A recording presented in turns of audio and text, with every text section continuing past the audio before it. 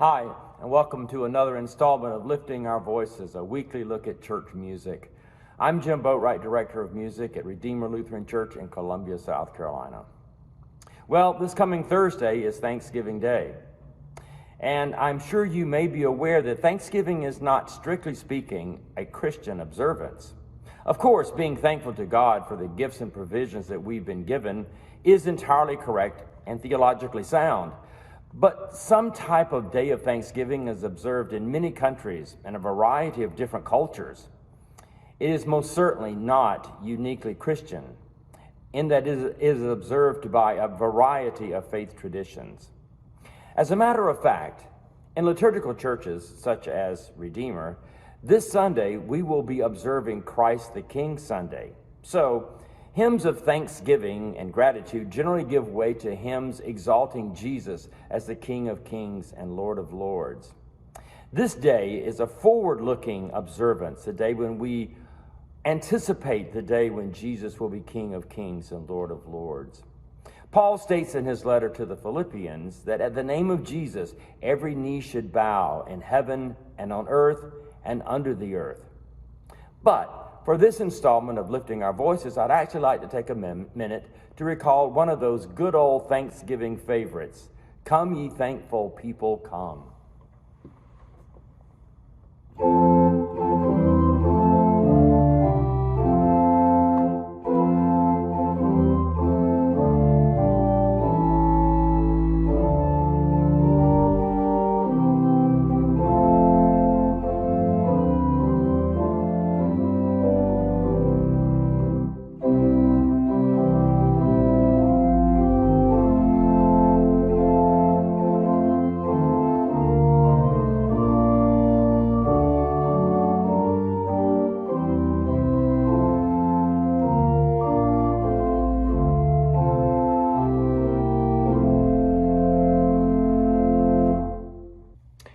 Actually, I think this Thanksgiving hymn is just a bit of a doozy.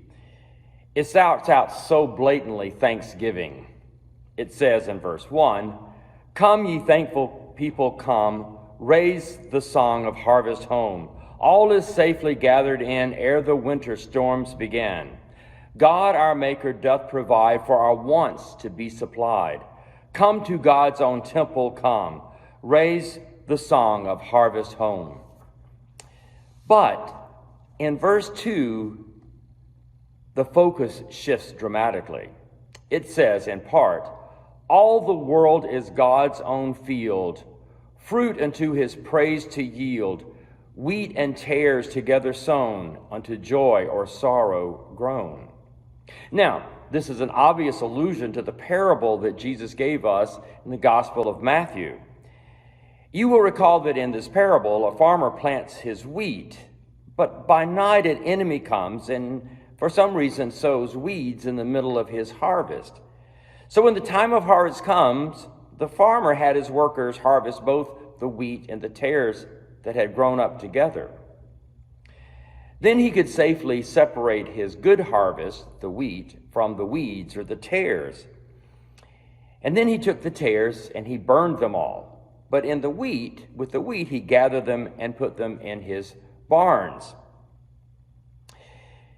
And so Jesus is telling us that in the end of the age, Jesus the King will take that which is good and purge away all that is evil.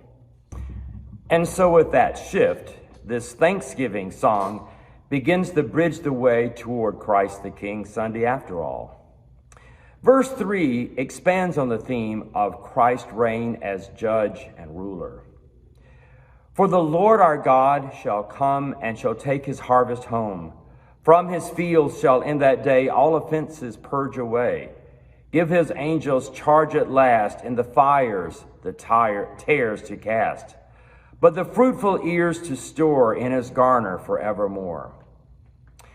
Like most scriptures, there's a variety of interpretations, but I especially like the idea that when Christ is the King of Kings and Lord of Lords, he will utterly destroy the weeds of human existence.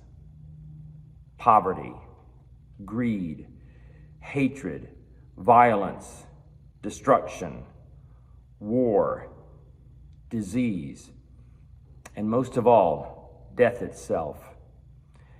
I believe that these are the tares that Jesus was talking about in his parable. In verse 4, there is this vision of the reign of Jesus. Even so, Lord, quickly come to thy final harvest home. Gather then thy people in, free from sorrow, free from sin. There forever purified, in thy garner to abide. Come with all thine angels, come, raise the glorious harvest home. So be it Thanksgiving or Christ the King, take time to give thanks that we are held lovingly in God's eternal arms of grace and mercy.